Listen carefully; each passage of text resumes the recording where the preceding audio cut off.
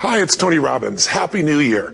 Listen, how's your new year coming out so far? I know it's early. It's January 15th, and I thought I'd send you out this little video message because you know what that day means, don't you? January 15th is the cutoff. Statistics show that 95% of the people that actually made a New Year's resolution have already broken it by today. And that's if you even made a resolution. Now, if you're the exception to that, I'm thrilled for you, and I support you, and I say keep rocking it. But if you've missed, maybe I could drop you a quick little message or two here that can help you not only recover, but get way beyond just making some New Year's resolution and make some real lasting change in your life. I mean, think about it. Most people don't even make a resolution anymore. Why? Because they've made them from years and years and years, and they know they're not going to follow through. So after a while, who wants to disappoint yourself? Who wants to be upset with yourself? Why even bother to set a new standard for this year? You know it's going to be the same as last year. If you're the kind of person watching this right now and you've actually opened this email and you haven't shut me off already, then obviously that's not you. So the question is, what is it that makes us even want to make a resolution? I mean, it's an interesting question. Why is it at the beginning of a year we have this tradition, but it goes beyond tradition. It's something inside of us that makes us want to make things better. And I think part of it is the calendar gives us this idea that we could have a fresh start, that we could start from fresh and have this great victory. And it's really, the calendar itself is quite arbitrary. It's wonderful to use it, but if you didn't use it effectively, let's use the calendar to serve you today. Let's just see, what does it really take to make this thing happen? Because there's no denying that inside of you, the only thing that's going to make you happy in the year ahead and the decades ahead is going to be having you have an experience where on a regular basis, you feel like your life is making progress. If there's one thing I teach, and I want to remind you of it, it's really simple. Getting things is not going to make you happy. That's good news in a tough economy. It's a good reminder. It doesn't matter what you get. Doesn't matter whether it be money or opportunity. All those things might excite you for the moment. Even a relationship, as magnificent it may be, might be exciting for a while. But if you don't keep growing, that relationship isn't going to stay exciting. So the secret to real happiness is progress. Progress equals happiness. And if we can make progress on a regular basis, we feel alive. And that's why at the beginning of the year, we get this thing like, okay, I can have this fresh start. I could really do what my soul desires. I could expand. I could grow. I could improve. I could change.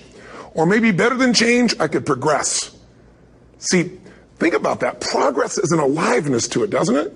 You don't have to work at changing. People say all the time now, well, I'm working on changing. Don't worry about it. You don't have to work on changing. Change is automatic. Your body's going to change whether you want it or not as the years go by. And no matter how hard you work, there's going to be some changes going on there. The economy is going to change no matter what you want it to do. The weather is going to change. Relationships are going to change. Everything in life is always changing. We don't have to work on change. Change is automatic, but progress is not. So if you want to make real progress, then you really got to look at your life in a different way. You got to say, I got to take control of this process and not just hope it's going to work out like people do who make a resolution. Because really, isn't that what they're really doing at the beginning of the year? They're saying, well, here's my resolutions for the year, and they really basically tell you their wishes. It's their wish list. It's what they hope it all comes together. And then they call it a resolution, but they don't know what a resolution is. When you resolve something, to have a resolution is to resolve it. When you've resolved, this is how it's going to be.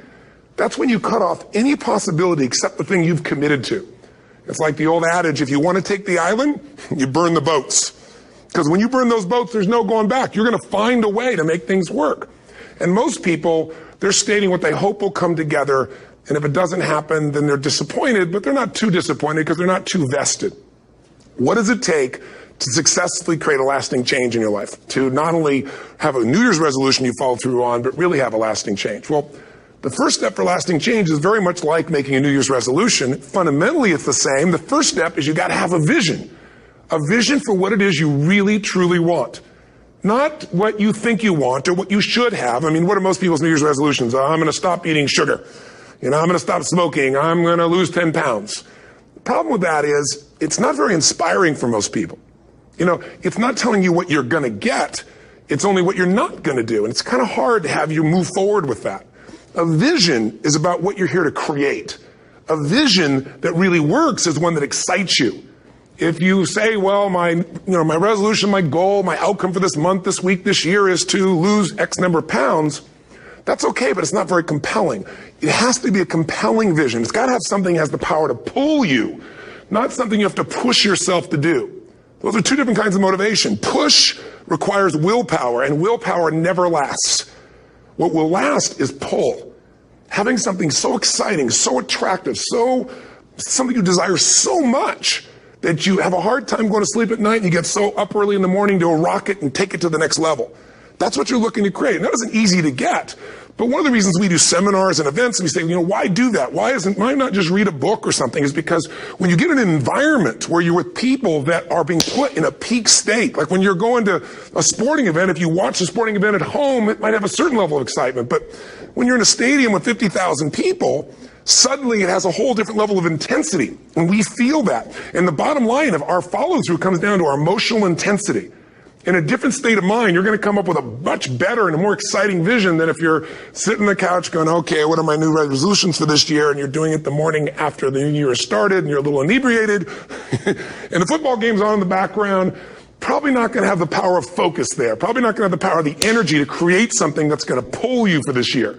And you got to do that. So it's got to be a vision that's compelling. Something that it's going to be a gift to make sure that it happens. And also, along with that compelling vision, you got to have strong enough reasons that you're going to follow through when the going gets tough. That's one of the biggest things missing for most people. They say, this is what I want to do.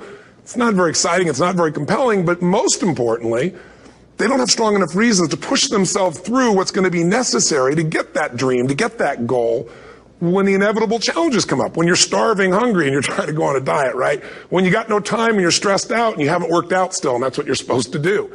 When the economy gets tight and what you thought you're going to do doesn't work, and so you give up on the goal instead of finding another way to get there. You don't let the fear take you over if you've got strong enough reasons. Those reasons can be positive, or those reasons can also be negative. They can be, if I don't do this, this is going to cost me. And if I do this, this is what I'm going to gain in my life. Reasons come first, answers come second. If you get a compelling vision and you got strong enough reasons that will push you through the tough times, you're going to do things other people don't do. Instead of collapsing, even if you get off target, you won't go, oh, I blew it. You'll get right back on target, make the change, make things happen. And I know you've done this in many areas of your life. Just think about it again. I'm not teaching you something really new here today. I just want to remind you of what your soul knows. You got to change, you got to improve, and you got to go through a simple process fundamentally to make that progress. First step, vision that's compelling. Second step, make sure that there's strong enough reasons to follow through. Third step, you got to review it and feel it every day. I mean, anything. Have you ever had this happen in your life? Has there been anything in your life that you've ever wanted so badly? You were so desirous of it. You had such a hunger for it that you couldn't stop thinking about it. Could have been a career move, could have been when you were a kid, a car, it could have been a relationship, it could have been anything, but you were obsessed. You wanted to make this happen. You wanted to attract this to your life. You just wanted something. And you didn't even know how to get it. But it was so compelling to you. You kept thinking about it every day, envisioning it, imagining it, feeling it. And then stuff happened. And suddenly you started to attract people or situations to your life, and it just came together. Like, you didn't even have a total plan. It was just that it was so a part of your focus with so much intensity and emotion so often that it sensitized you to notice anything that could get you there. There's a part of your brain called the reticular activating system. For short, we call it the RAS. That part of your brain determines what you notice in the world. And it's really important because when you set a goal, when you get really clear on a vision, and there's strong enough reasons, and you review it enough, and it becomes a part of you, that part of your brain says, anything that relates to this, I need to notice. It's like, did you ever buy a certain kind of car, or maybe a certain outfit, and suddenly you see that car everywhere, or those outfits everywhere? Well, the cars were always around, but why do you see it now? Because your RAS knows this is important. This is part of my world now. Similarly, when you really get clear and it's compelling and you're reviewing it every day, you've got strong reasons and you're reviewing it every day and you're feeling it, the brain becomes incredibly acute at noticing anything to get you to move forward. And so that's the power of this. So, what do people do with a New Year's resolution? They come up with something they kind of want. It's not a compelling vision. They don't really have strong enough reasons, and they never review it again until they notice that they broke what they said they really want to make happen, because they didn't really resolve. If you resolve, you got the vision, it's compelling, you review it daily, and you feel it, you envision it, and you experience it. Simple as it sounds. Now, ultimately, what is this really about? Ultimately, if you're going to have lasting change in anything, you're really talking about just raising your standards. I always tell people, if you want to know how to change your life, I give it to you in 3 words, boring as it sounds: raise your standards. What does that mean? corny as it sounds. Raise your standards. Oh, thank you for the breakthrough thought, Tony. I'm glad I wasted my time watching this little email with you. But think about it. Lasting change is different than a goal. You don't always get your goals, but you always get your standards. Maybe it would help you is to think about it this way. I try to explain standards to people with a different set of words. Think of it as everybody in life gets their musts. They don't get their shoulds. Like, think about it. Most people have a list of shoulds, don't they? Don't you have a list of the shoulds, things you should do, you should follow through on? I should lose some weight, I should work out more, I should make more calls, I should respond more rapidly to my email, whatever, you know? I should get into the office earlier, I should be, more confident, whatever your should list is. People love to have their should list be met, but it's kind of like New Year's resolutions. If it does, it's really exciting, but if it doesn't, which is most of the time, it's a little disappointing, but you kind of know it's not going to happen. But when you decide something is a must for you, an absolute must, when you cut off any possible, you say, I'm going to find the way or I'm going to make the way. Human beings, when they resolve things, when they make a real resolution inside themselves, which is they raise the standard and they make it a must, they find the way. Think about it in your own life. Haven't you had some area of your life where you raise your standard and your life has never been the same? Maybe at one time in your life you smoked cigarettes, or you did something and you did it for years and you kept trying to change it and kept telling yourself I should. And then one day something happened. Something just clicked you over. Something took you over that kind of tipping point. And inside yourself you said no more. And it was a very, very different experience, wasn't it? Something inside of you shifted. And what was a should became a must, and you've never gone back. Is there an area like that in your life you can think of? Again, did you ever smoke cigarettes? Did you ever eat a certain way, drink a certain form of alcohol, and then finally say no more, and you just don't go back? And notice this, it doesn't really take any willpower anymore. Because somewhere when we make this click, when we make something a must, we attach ourselves to it. It becomes part of our identity. And one thing I've learned in the last, 33 years of working with people from now over 100 countries, 4 million people, is human beings absolutely follow through on who they believe they are. If you said to me, well, I'm really going to work hard to stop smoking, but, I've been a smoker my whole life and I am a smoker. I know your days are numbered. You're going to be back smoking cigarettes again, because we all act consistent with who we believe we are. I tell people the strongest force in the whole human personality is this need to stay consistent with how we define ourselves. If you define yourself as somebody who is really conservative, you're not going to be crazy and act nuts unless you're really drunk or something, and then you can say it's the alcohol, when it's really just you finally getting permission to be yourself. The alcohol is your excuse. If you're a really crazy person, you act crazy, outrageous, playful. You don't act conservative because that's not who you are. Very often people say, well, I can't do that. I'm not that kind of person. And I always say to people, really, when did you define yourself? I mean, really, how many years ago did you come up with what you could and couldn't do in your life? How many years ago? Most people, if they really look at how they're living their life today, it's based on a set of standards, a set of beliefs that they made choices about 10, 20, 30 or more years ago. I mean, very often we made decisions in our youth or very young about what to believe, about what we were capable of, about who we are as a person, and that becomes the glass ceiling, if you will, that controls us. There's a corny metaphor, but it's true. I remember one time I was with my family at the circus, and there was a person there, and they had this big, giant elephant. And you look at this elephant, and they take this little rope, put it around the elephant's neck, and they drive this stake into the ground. And I mean, you look at this, and you know that elephant could rip down the entire tent with almost no effort. And yet, the elephant doesn't struggle, doesn't try. Why? Because the elephant's conditioned. And they take that elephant and condition the elephant when it's a baby elephant. That's how they train him. When it's a little baby elephant and it doesn't have the power yet, they put a big rope around it and they drive this huge stake in the ground, and the elephant fights and fights and fights. And one day, finally, that elephant decides, I'm not capable of pulling this out. And once that becomes the definition of an identity of anyone, an elephant in this case, they don't even try anymore. It's just who I am. That's how it is. That's just the way it is in my life. I'd like to ask you to take a look at any place you've got a limitation and ask yourself, when did I decide to accept that limitation? And you may not even see it as a limitation. You might see it as just that's who I am. But so often in our lives, we've adapted to be a certain way so that we don't fail or so that people will like us or respect us, but it's not necessarily who we are. Joy comes when you're spontaneous. It's really hard to be truly happy when you're not being yourself. And most of us have no clue who we are. And so a big part of my work, if you've ever been to an event, you know, is to get people to do things spontaneously without thinking, because that's when the real you shows up. That's when the energy comes alive. And when you do that, when you start to connect to your true nature, suddenly there's energy available for you to set a higher standard for what you want in your life. That's what this is really all about. And when I talk about standards, when I talk about, you know, shoulds versus musts, think about your own life.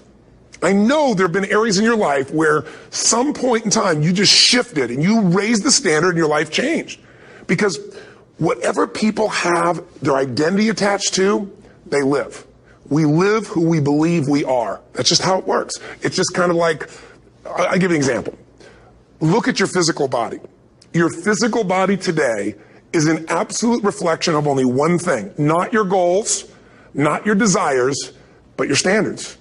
The identity you have for yourself. If your standard is you're an athlete, then there's a certain amount of strength, a muscle tone, and energy that's available in your body on a regular basis because that's who you are. And so you do whatever's necessary to maintain that identity. Again, the strongest force in the human personality is this need to stay consistent with how we define ourselves. Because if you don't know who you are, you wouldn't know how to act. Once you lock in on that identity, your brain finds a way to keep you there. If you say, man, I'm overweight, I've always been overweight, I'm big boned, and that's the story you've got, then you're going to always find a way to get back there. That's your settling point. That's your identity. That's where things lock in.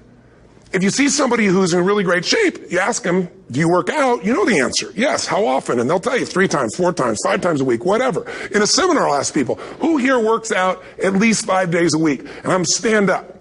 And you look around that room, and you know that they work out 5 times a week because you can see their body. You don't just get a result without some kind of action, without some form of ritual. Ritual meaning actions you do consistently. Now, do you think those people that are out there working out 5 days a week, do they have more time than you do? Or I have, or anybody else? Of course not.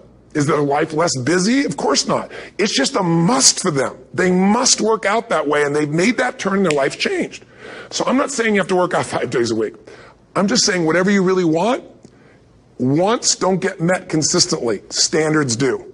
Whatever you identify, this is who I am. And so it's not so much about changing your identity as there's expanding it. Deciding that, instead of your goal is to lose 10 pounds, which is not compelling, what if your vision was to get back to my fighting weight? This year, this month, this next 90 days, I'm going to transform my body. I'm going to take on a new challenge. I'm going to find some technique or strategy, there's a million of them, that can reframe myself where I want to feel younger, stronger, more vibrant than ever before. Here's my reasons. Because I want the energy to really make my life work. Because it's tough out there and I want to be stronger than I've ever been before. I want to go in front of the mirror and if I'm naked, not, want to laugh. I want to look there and take a good look and go, yeah, I'm proud of whatever I see there.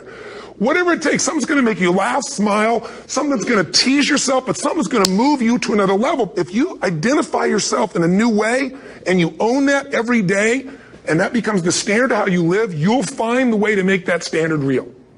Money's the same way. Think about it. It doesn't matter what's happening, quote unquote, in the marketplace. People that make money find a way to make money no matter what, don't they? I mean, most people's standard is to pay their bills. So that's what most people find a way to do, even when economic times get tough. Most people, if that's their absolute standard, they find a way. Some people's standard is pay their bills most of the time. And so most of the time they do. Some people's standard is not just to pay their bills, but to take care of their family and maybe even some of their friends. And they find a way. In fact, some people may be in a family where they don't have enough money. They barely have money to pay their bills. They work their guts out. And then somebody, their mother, their father, somebody else, their sister gets ill, and there's not enough money to take care of it. Nobody else has money in the family. They don't either, but they find a way to get that money to take care of their mother or father, don't they? And pay their bills. They never could do it before. Why? The situation made them raise their own standard. And not everybody does that. Somebody else in the family might have money and still not take care of their mother. It all comes down to the inner game, my friends. Changing your life is a change in the inner game. The outside world you can't control, but you have absolute control over this one if you learn the dynamics of what shapes you. And identity is one of those simple, clear, fundamental basics that if you start to shift it, everything else will shift in your life as well. Some people, by the way, have to have more than enough money to do what they want, when they want, where they want, with whomever they want, contribute the way they want. And if that's their must, they find a way. I know that sounds overly simplistic, but it's true. Somebody once said you could take all the money in the world out of the hands of everybody, out of all the wealthy people in the world who are really successful, give it to other people. It wouldn't take too long. Those people would have it back in their hands. It's not because they're manipulative. It's because they have a standard. Some are manipulative, don't get me wrong, but they've got a standard of what they're going to find a way to make happen. I'm just simply saying to you, take those 3 magic words and live them. Raise your standard. And if you really want to do it, then I'll tell you the most important secret. Have you ever done this? Have you ever told yourself you're raising your standard? Okay, I'm going to go make this happen. I'm going to go make this much money. I'm going to transform my kids. I'm going to create the ultimate relationship in my life. I'm going to transform my body, whatever it is.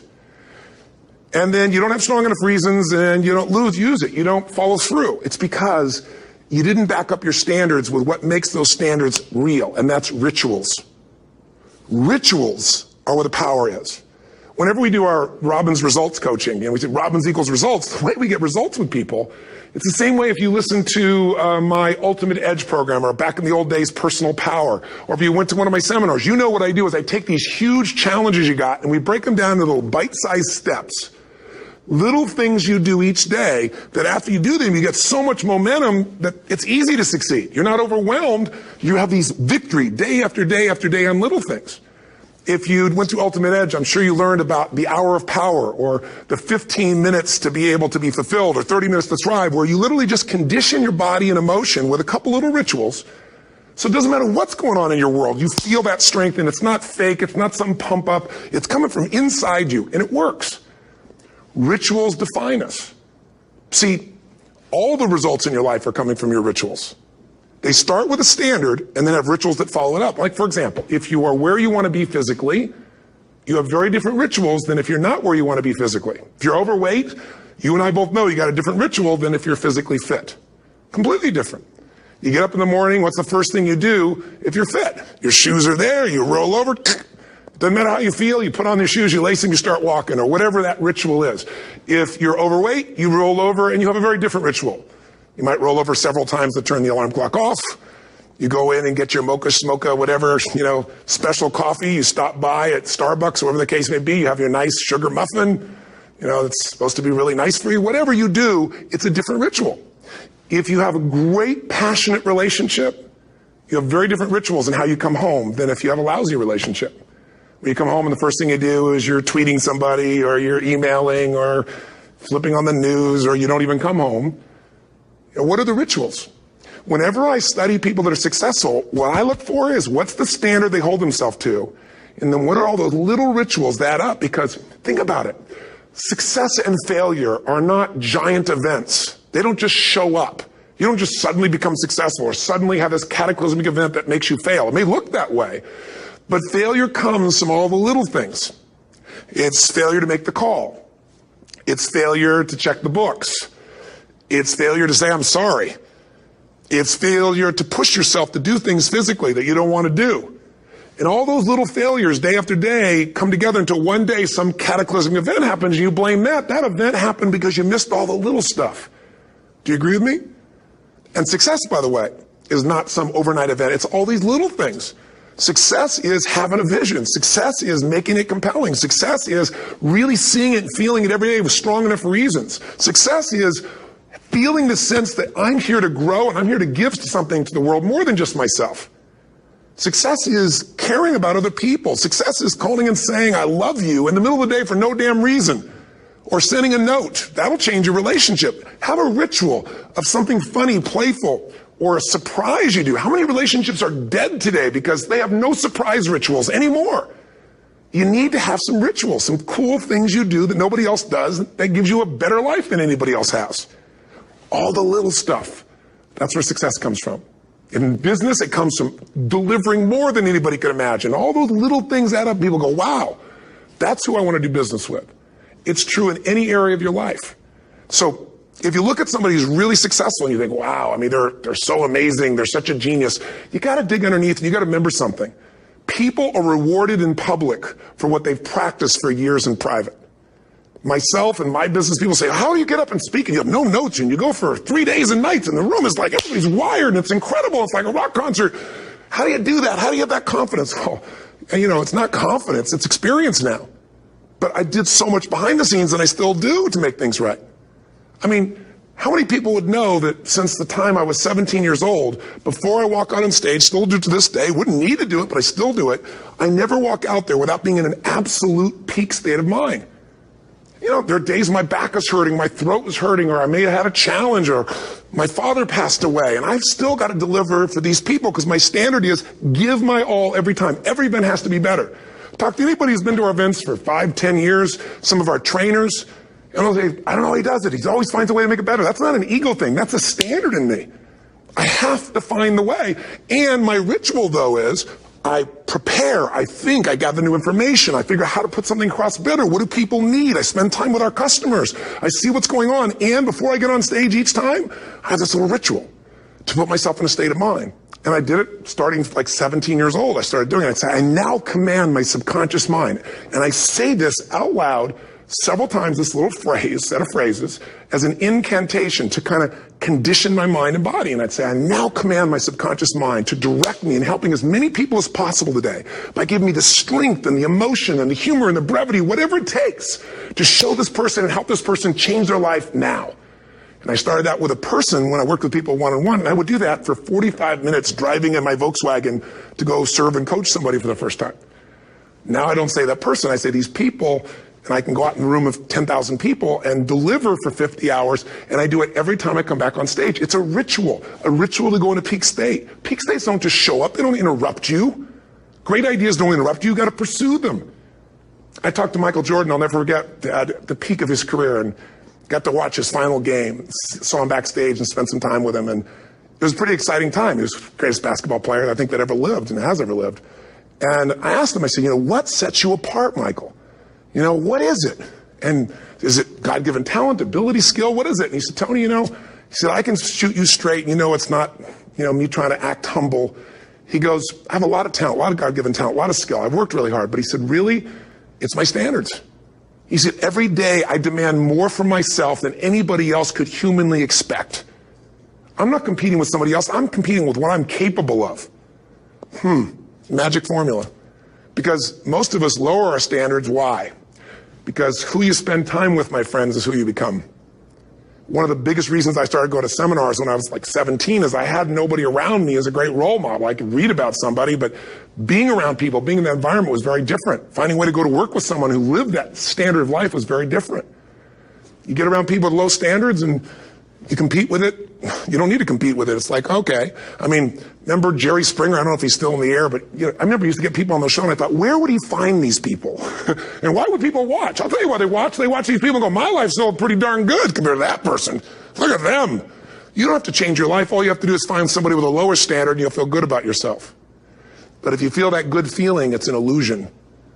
The only thing that's going to make you happy, my friend, and this year or any other, is to step up.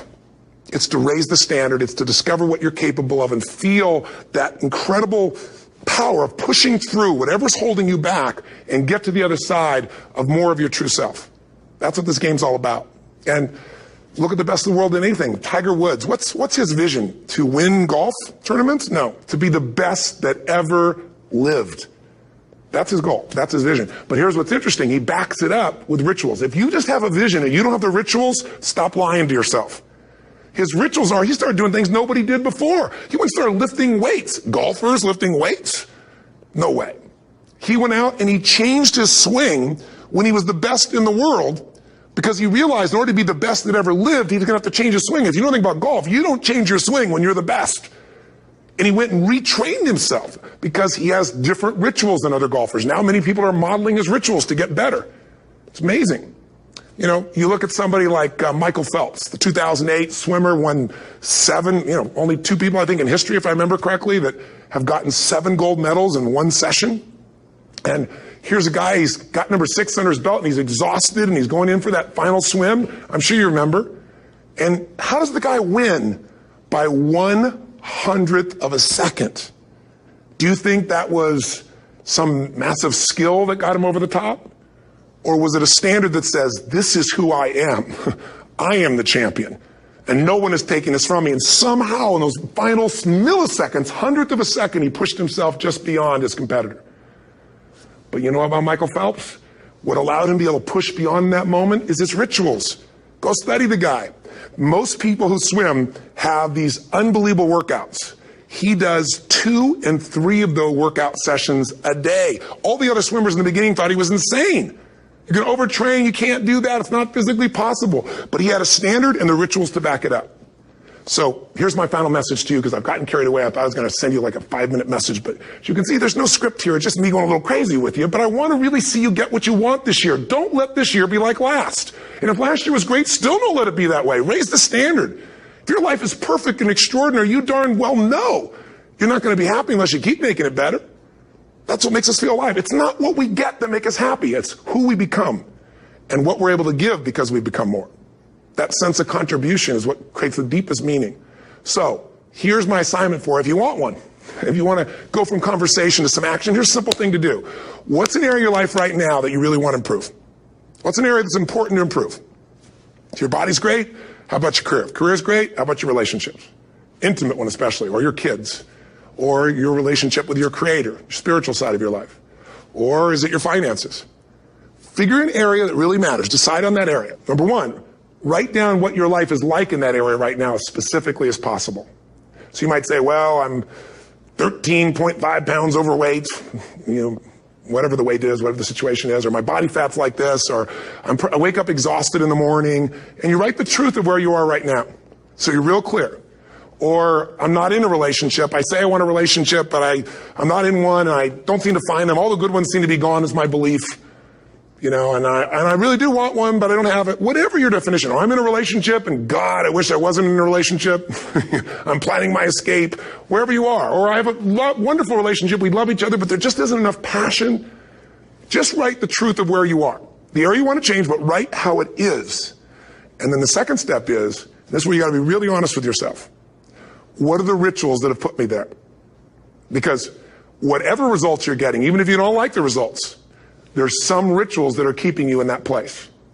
There's some rituals of what you eat or don't eat, how you move or don't move, how you sleep or don't sleep. There's some rituals in the lack of variety or spice or energy or focus in an area. There's something you're doing, and it's usually not one thing, it's a bunch of little things that you kind of do consistently whenever you think about getting in a relationship, whenever you think about working out, whenever you think about money. You get yourself in a state of overwhelm. You start thinking about all the things you can't control. Just write down all the rituals you have, and then here's the third step. What do you want? What's your vision? And be really specific. I want to be my fighting weight. I want to be the strongest I've ever felt. I'm going to turn whatever it is, be specific. And then, last step, number 4, what are the rituals that'll get you there? What would you need to do differently each morning if you're going to be that kind of energy, that kind of strength? How often would you work out? What days would you work out? What time? A ritual is something you do consistently, usually at a specific time, so it becomes automatic. Let me tell you something.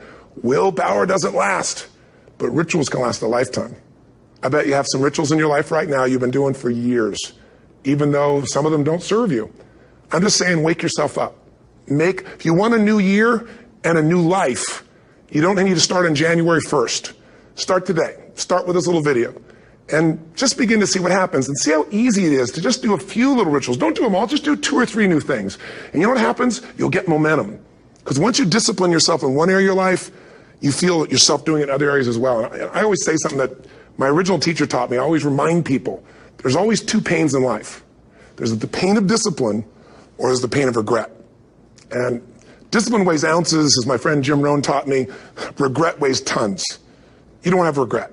So right now, what do you want to change? What's it really like? What are the rituals that got you there? That'll take a little homework. If you're not sure, ask the people around you. They'll tell you what your rituals are.